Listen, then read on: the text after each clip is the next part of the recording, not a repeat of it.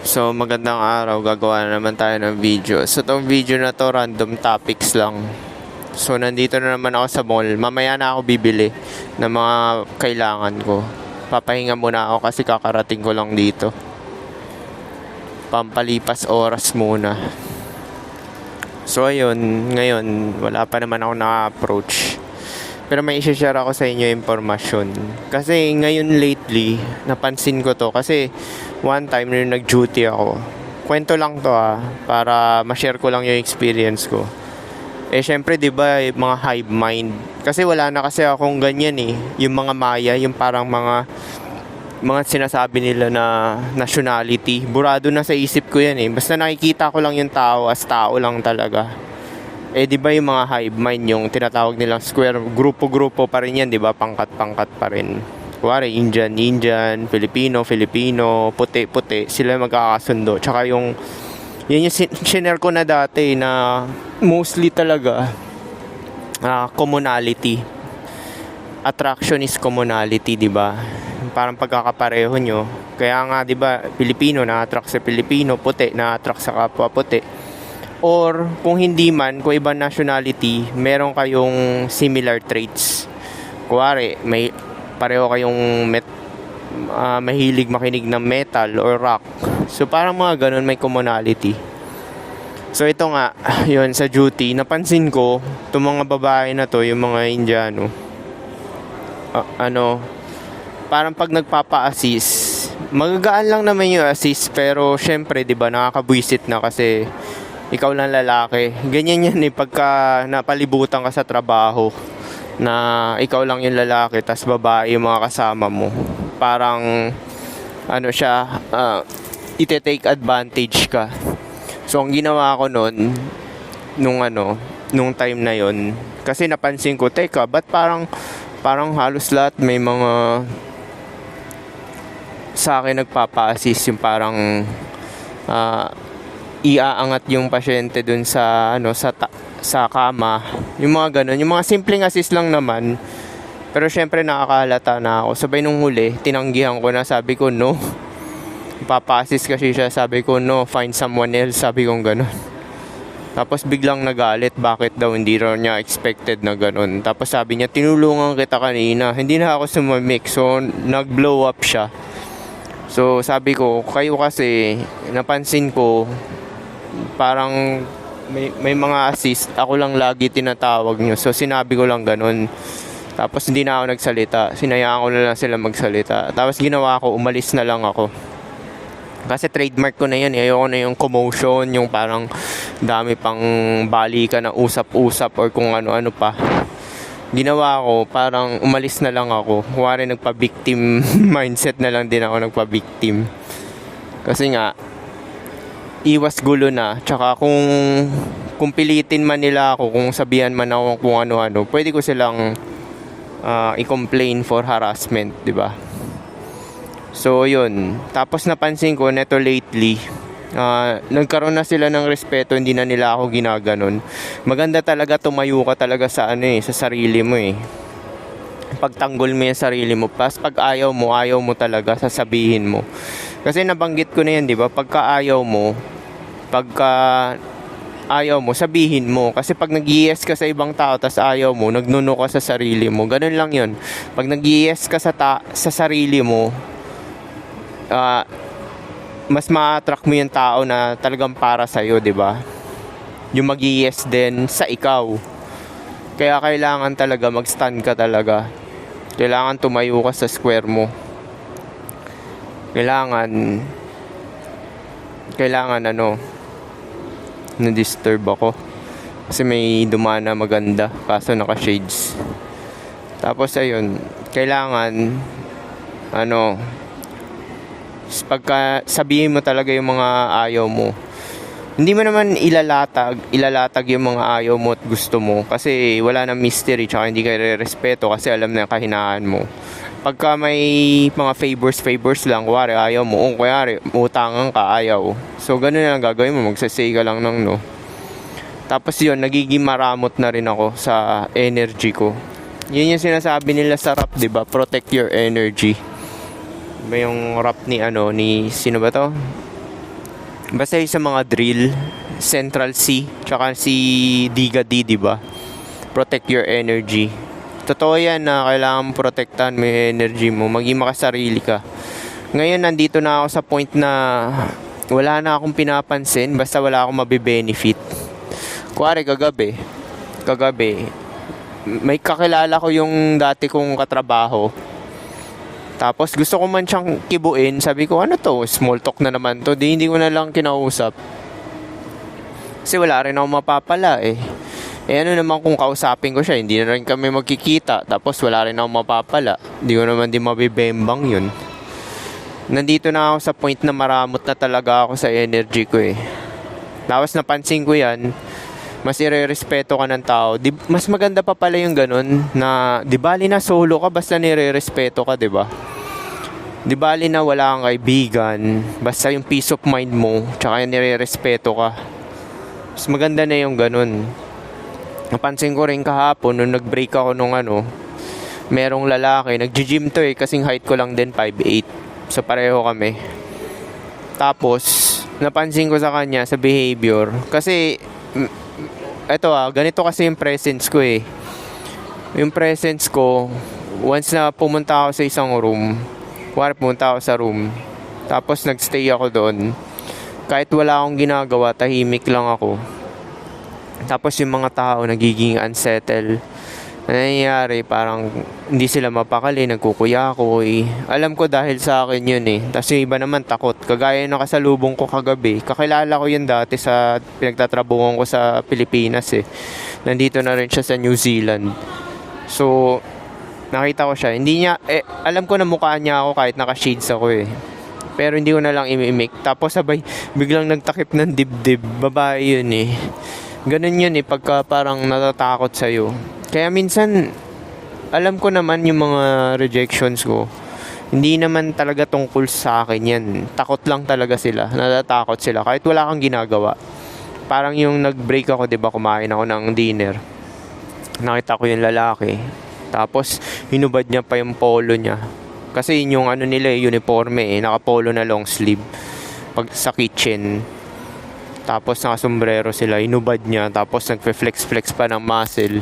Sabi ko, hindi na to bago sa akin. Lagi ko na to nakikita sa barbershop nga. Ganun yung mga lalaki, nagfe-flex-flex eh. Kasi nga, unsettled. Kasi yun yung reflection eh. Nakikita nila yung sarili nila sa kanila. Tapos yung insecurity nila, pinoproject nila. So ako rin naman, siguro, may insecurity rin naman talaga rin. Lahat naman ng tao may insecurity, di ba? Wala naman perfecto. Pero nasa sayo na yun kung ano yung reaction mo. Na-insecure ako pagka yung tao ayaw ako. Nararamdaman ko kasi kagad yung vibe eh. Pagka ayaw ako, parang ito na naman. Which is maraming tao talaga na ayaw ako. Kahit wala akong ginagawa. Kasi sabihin ko, ito na naman. Hindi naman ako naglulong ng kaibigan or may magkagusto sa akin. Unsettling lang talaga yung pakiramdam na ganun yung vibe. Kasi the more na nakikipag-deal ka sa tao na ayaw ka, the more na bumababa yung self-esteem mo. Ganun yun eh. Kaya nga sinasabi, di ba, the more na nakikipag-deal ka sa mga disrespectful na tao, na babae, or kuwari, yung misis mo, girlfriend mo, uncooperative, tapos disrespect ka, nakakababa siya ng self-esteem. So, ganun din yung nararamdaman ko pag napapalibutan ako ng tao na ayaw ako. Kaya ang best na ginagawa ko, inaalis ko na lang yung sarili ko dun sa lugar na yun. Wari, ayaw ko ng mga tao na di eject ko na yung sarili ko, di ba? Alis na lang ako sa lugar na yan kaysa naman sa mag-feed pa ako dun sa vibe ng ganun. Di ba? Which is mas favorable yun. Kasi the more na nakikipag-deal ka, nakikipag-plastikan ka, binebetray mo yung sarili mo, di ba? So, kaya nga dito ko na ipapasok yan numbers game. Sa numbers game kasi, mag-a-approach ka ng lahat ng mga gusto mong babae, trip mo, tapos lalatag mo lang sarili mo. Kailangan, actually wala naman talagang game kahit ano sabihin mo eh. Basta conjuncture lang talaga siya eh. Parang in alignment lang sa conversation. Hindi naman yung mga weirdong usapan, di ba? kuwari, may reply, may response. Kuwari na pag-usap ka, may response. Tapos pagka umimik siya, may sinabi siyang salita, may response ka rin. Parang ganun lang. Wala talagang game. Kaya nga sinasabi sa numbers game, maghahanap ka ng tao na gusto ka. Kasi pagka gusto ka, smooth lahat. Wala kang mararamdaman na awkward na vibe or yung parang tinatawag nating yung parang gut feeling na parang unsettling, 'di ba? Alam mo talaga sa pakiramdam mo na hindi ka gusto, 'di ba? Tapos pinipilit lang for the sake of punctuality or malalaman mo 'yan eh. Kaya nga sinasabi, mag numbers game ka tapos i-direct game mo, mag-i-instruct ka na sa babae. Kasi sa unang interaction mo pa lang, malalaman mo na talaga. Sa totoo yan, kahit sa kaibigan, malalaman mo rin yung mga fake na kaibigan mo, di ba? Unang interaction mo pa lang, unang kita mo pa lang doon sa kaibigan mo, malalaman mo na ganun na fake yung pakikitungo nila, di ba? Ganun din sa babae, di ba? Malalaman mo yan. Yung vibe kasi, yung sinasabi nilang energy, hindi nagsisinungaling yan eh, di ba? Malalaman mo yan na ganun. Sabi, teka, parang off tong babae na to, hindi ako gusto nito. Kaya para mamalaman yan, maging upfront ka na talaga, direct ka. Maging sexual ka na agad. Sabi mo sexy, mga ganyan, yung mga kung ano-anong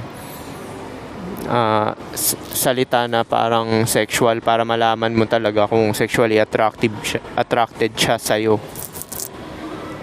Kaya need mo talaga maging sexual sa una pa lang.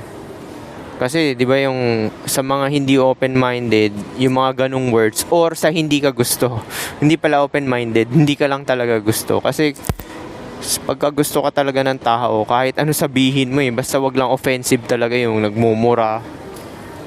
Tsaka yung sinasabi nilang cuss, 'di ba? Wag lang ganun. Kung yung salita mo na sexual pero normal lang na tone, okay lang 'yun. Hindi maiilang yung tao nun kasi nga gusto ka, di ba? Pero ganun pa rin kung yung tone mo tsaka yung demeanor mo offensive, kahit pag gusto ka ng tao, mawawalan din talaga ng gusto. Parang ito, kukwento ko sa inyo, yung redhead na katrabaho ko. Diba? Parang pinapahagingan ko na. Sabi ko, nakapunta ka na ba sa park? Sabi niya, anong park? Parking? So parang mamang-maangan. Sabi ko, meron akong alam na park dyan lang malapit lang, tinuro ko. Domain. Last na punta ko dyan, 16 years old na ako. Tapos biglang unti-unti na nag-e-eject. Unti-unti na siya nag-e-eject. so pagkakita ko na unti-unti na nag-e-eject, sabi ko, bigla na ako nakaramdam ng off na vibe. Sabi ko, tangina, hindi ko na to kakausapin. Sabi kong ganun. Sasabihin ko sana na let's go there.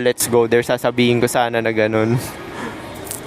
Kaso, hindi ko na nasabi kasi unti-unti na nag-eject. Alam mo yung pag may ayaw ka kausap, unti-unti ka ng diba? Yung paa mo, tapos yung paalis ka na, yung parang ganun. Pero, pag hindi ko naman siya finifeed, lumalapit. Pero sabi ko, ay wala to. Hindi talaga ako gusto nito. Parang habol lang talaga nito. Attention or time waster. Sabi ko ganun. Sabi ko hindi ko na to bibigyan ng attention. Tapos, biglang ito, nakapanood ako ng video ni Locario kahapon. Sabi sa trabaho daw, hindi ka mag-approach sa trabaho kasi nga, baka yun nga, di ba yung mga babae, feelings sila, di ba? So pagka na-offensive yung mga sinabi mo or which is hindi ka gusto, di ba? Sinabi ko na sa inyo yan. Anything na sasabihin nila offensive, ibig sabihin hindi ka gusto. Yun lang yun. Kaya irereklamo ka sa HRD or kung saan-saan. Sabi ni Locario, ang papatulan mo lang ng babae, yung binabato na talaga yung sarili niya sa'yo. Kasi lumalapit siya, kinakausap ka. Tapos niyayaya ka. Which is yun nga yung ka-F-body. Yung ka-F-body ko, 'di ba? So yung ka-F-body ko na ganyan, bago pa lang siya, 1 week pa lang. So nakikita na niya ako, tapos yung tingin niya talaga flirty. parang sabi ko, ba't ganito to tumingin? Tapos kinakausap niya talaga ako. Tapos one time, hindi na siya makatiis, niyaya na niya ako. May gagawin ka ba mamaya? Sabi ko, wala. Punta tayo dun sa may alam akong pupunta na parke. So, sabi ko, wala naman akong gagawin. So, sige, sama na lang ako para makagala rin naman ako.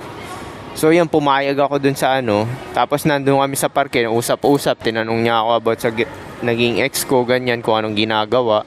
Tapos yun, sinabihan ko na lang siya na gano'n, I want to fuck you. So parang doon pa lang, kinilig na siya. Tapos ngumiti yung mata.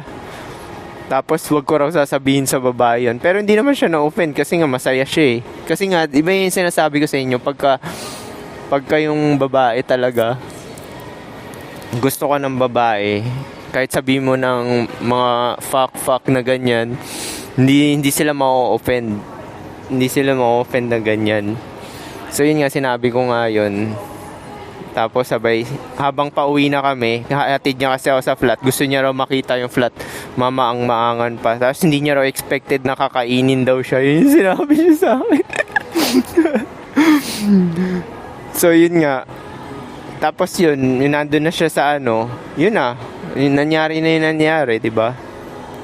Which is alam ko naman na ganun. Kasi nga, siya talaga yung may gusto na yun yung sinabi na ni Locario, kailangan yung babae 80% gusto ka, ay hindi 100% na gusto ka, tapos ikaw 80% lang yung mo, gusto mo sa kanya, siya 100%. Dapat ganun yung dynamic. So ganun yung nangyari, diba? So which is nag-jive siya, nag-a-align siya dun sa sa video ni Locario na parang na-experience ko to Tapos yung babae na yon, yung yung naging ka-F-buddy ko, meron din siya experience na naging ka-F-buddy rin na katrabaho. Yung tatrabaho siya sa McDonald's ba yung KFC? Basta parang ganun. So sabi ko, di sanay na pala to. Yun nga, yung dinispatch ako, wala naman kaming ilangan, hindi naman kami naiilang. Tapos sabay, parang normal lang. Tuloy lang yung buhay, walang attachment. Parang kung ano-anong drama, okay lang naman kami. Casual lang sa trabaho, ganun. Which is mas gusto ko yun. Walang drama-drama na ganyan. So ayun yung nangyari, which is yun nga, sabi ko, nako, nag-testing ako dati, 'di ba? Ang dami kong in-approach sa trabaho, 7 Tapos isa nagreklamo, 'di ba? So sabi ko, dapat pala ganun, no? So may pattern talaga, no? Hindi mo to malalaman kung hindi mo na experience Kaya nga sabi ko dun kay Locario, tama to. Ganito talaga yung experience ko. So pag sa trabaho pala, hindi ka lang talaga dapat mag-approach. Kailangan makita mo yung babae mismo nagbabato talaga sa'yo. Lalapit sa'yo, kakausapin ka. Tapos gagawin komportable ka, 'di ba? So, ganun yung Now, meron akong ganun estudyante. Kaso hindi ko siya trip. Ito kasing estudyante na to, para kasing parang hindi ko alam kung ano lahi niya Pakistani ba siya or Hindi. Wala naman akong pakialam doon kasi nga tanggal na yung maya sa mata ko, 'di ba? Basta tao ka, okay lang naman sa akin 'yan. Kaso hindi ko lang talaga siya trip physically. So, nakita ko nga ganun na habang nakaupo ako nagta-type, estudyante to dinidikit niya yung dibdib niya sa mukha ko, parang super lapit habang kinakausap ako. Tapos kada lalapit siya sa akin talagang super lapit,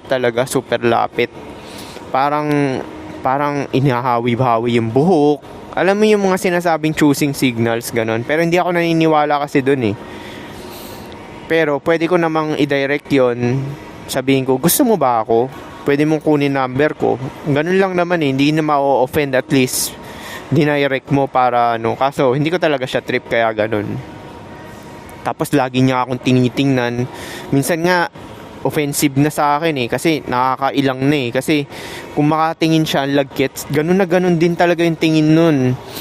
Nung nakafubo ko nakatrabaho, same na same sila ng tingin. Sabi ko, gusto siguro ako nito tikman, sabi kong ganun. Pero syempre nauna kasi yung reklamo eh, so nadala na ako. Sabi ko, putang ina, ayoko na talaga. Sabi kong ganito. Although yung reklamo, napawalang sala ako kasi sinungaling eh. Sinabi, paulit-ulit daw siya kada magkikita. Paulit-ulit daw siyang inaalok. Which is sabi ko, hindi naman. Sinabi ko, naglilinis ka pala sa... anong ginagawa mo pag off ka? Naglilinis sa bahay. Naglilinis na... O di pwede mo pala linisin yung kwarto ko. Yung flat ko. Sabi kong ganun, di ba? So yun lang talaga sinabi ko, wala na. Tapos narinig ko na yung BF card, di stop na ako. Yung change topic na.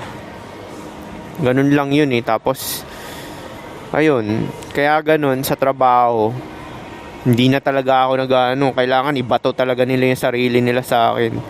Na-experience ko rin yan, yung ka-flat ko, di ba?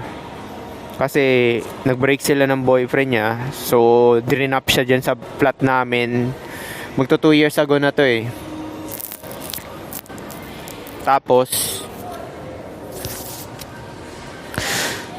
siya yung nag-pursue sa akin. Nung una niyaya niya ako. Tapos sabay yun. Tapos yung pangalawang kita, nagdala siya ng inumin. Nag-inom kami nung gabi kasama yung isa pang lalaki na Pinoy. Pero may trabaho ako noon, so kinat ko na. Hindi ko sila inuna. Syempre mas unahin yung pera, di ba? Tapos yung next naman, bigla nagulat ako. Hindi na makatiis. Nag-aano ako doon sa kitchen. Sabi niya, sige, babalik na ako. Nagpapainit kasi ako ng tubig eh. So indifference kasi to. Kasi wala talaga akong plano talaga mababae or kumantot. So nagpapainit ako doon sa kitchen. Tapos babalik na ako sa kwarto ko. Tapos sabi niya, sama ako. Sabi ko, ikaw bahala. Sabi kong ganun. Tapos ayun, sabi niya gusto niya manood ng Nun. Tapos sabay, eto, nung una pa lang may resistance na to, parang, which is okay lang naman kasi pinatira niya naman ako ng 4 na beses ata or 5. Yun nga lang disrespectful, di ba? Yun yung nasampal nga ako, di ba? Hindi worth it yung pek-pek, di ba? Kasi nakakababa ng self-esteem. Kasi first time ko maranasan yung ganun. So yun nga yung nangyari. Nanood kami ng movie. Tapos gusto ko siyang fingerin, ayaw. Tapos ang ginawa niya, papalamas lang ng dede. Tapos pinapasup-sup yung dede niya, yung joga niya, hanggang dun lang. Hindi niya rin hinawakan yung edits ko. Tapos sabay umalis na. So parang teasing lang din talaga. So kinat ko na, hindi na ako naipag-ugnayan, di ba? Sabi ko, wala to. Sabi kong ganun. Kasi yung mga base sa experience ko, simula 19 ako, may experience kasi ako ng 11. So na-imprint na talaga sa utak ko yan. Pag gusto ka talaga ng babae, kakantuting ka talaga ng agad-agad. Ganun talaga kabilis. Kaya sabi ko, wala to. Sabi kong ganun. So hindi ko na kinontak. Tapos one time, nasa trabaho ko, PM shift ako nun, bigla nag-text siya, sabi niya, sige, pupunta na ako sa'yo, magkita tayo ng ganyan. One time, bago pa yun nangyari, iniwan niya yung inumin niya.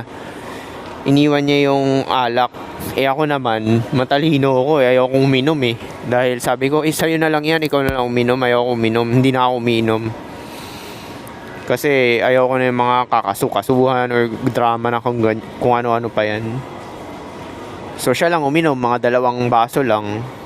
Hindi naman siya lasing na lasing, tipsy na. Tapos ayun, bigla niya ako sinunggaban. Tapos hinalikan ng todo. Tapos ayun na, tinira ko na. So ganun nga yung nangyari. Tapos kung kailan niya ako gustong gamitin, for pleasure, doon niya lang ako inaano. Pero pag ako nangangailangan, ayaw. So sabi ko, bakit ganito to? Sabi kong ganun, bakit ganito to? Parang, pag ako yung nangangailangan, ayaw. Sabi niya, sabi ko, hindi talaga ako gusto nito. Sabi ko, di bali, susulitin ko na lang to. Sabi kong ganun. Ganun kasi ako pagka, alam mo yung, kasi ang lahat ng experience ko dati, pagka kung kailan ko gusto, kahit everyday pa yan, papayag talaga yung babae. Kasi nga gusto ko hindi ka i-schedule or i-delay. Nararanasan ko yan sa mga F-body na ganyan, di ba? Which is sila yung nag-a-advance, masculine nga, di ba? So sabi ko, tangin na, dispatch ako. Kaya nga dinispatch ako na yung dalawa na yun, di ba? Kasi nga uncooperative. Na-hit mo nga, pero syempre, di ba, nakakababa nga ng self-esteem, hindi siya worth it. Kaya nga sinasabi ko sa inyo, mag-numbers game na lang kayo, mas maigi pa kaysa mag-rely kayo ng passive.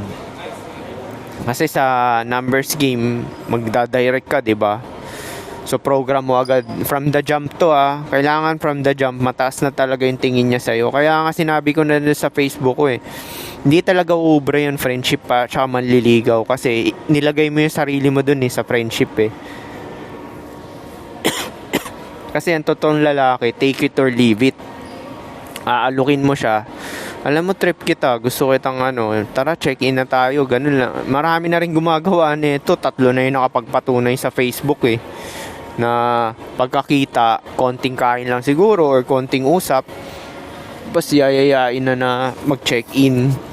So yun nga, ganun nga yung experience ko tsaka experience nila. Tapos ang maganda pa nun, program mo masusunod. Kung kailan mo gusto kitain yung babae, agad-agad talaga kikitain ka. Tapos makikipagbembangan. So same din sila ng ginagawa ko, same na same. Magkikita, bembang, kita, bembang lang, kita, bembang, 'di ba? Napaka-easy. Kaya yung nagkaka-girlfriend ako dati na ganyan yung setup ko, yun yung tinatawag nilang situationship, 'di ba? Yun yung walang label. So sa ganung nakaka-focus ako, ang dami ko na-accomplish sa buhay. Marami kang ma-accomplish pagka ganun. Na ganun yung setup kasi hindi ka nagiging emotional, hindi ka irrational, nasa logic side ka pa rin. So naunguna pa rin talaga yung self mo, 'di ba? Kaya yan yung sinasabi ko sa inyo, maganda pa lang una pa lang talaga mag numbers game na kayo, tapos gawin nyo ganyan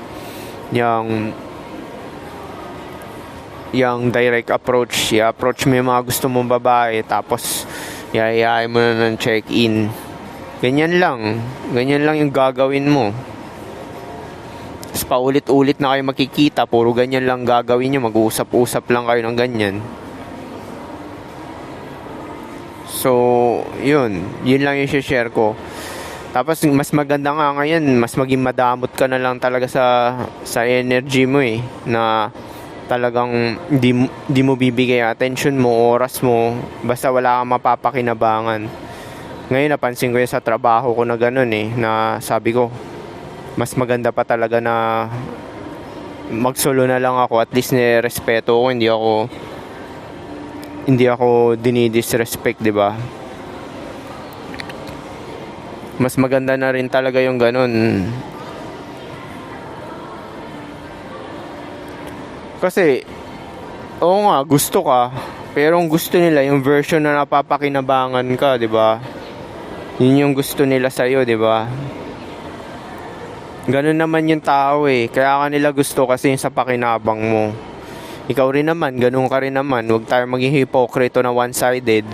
Kaya naman tayo may gusto sa ibang tao kasi nakikita natin yung pakinabang nila.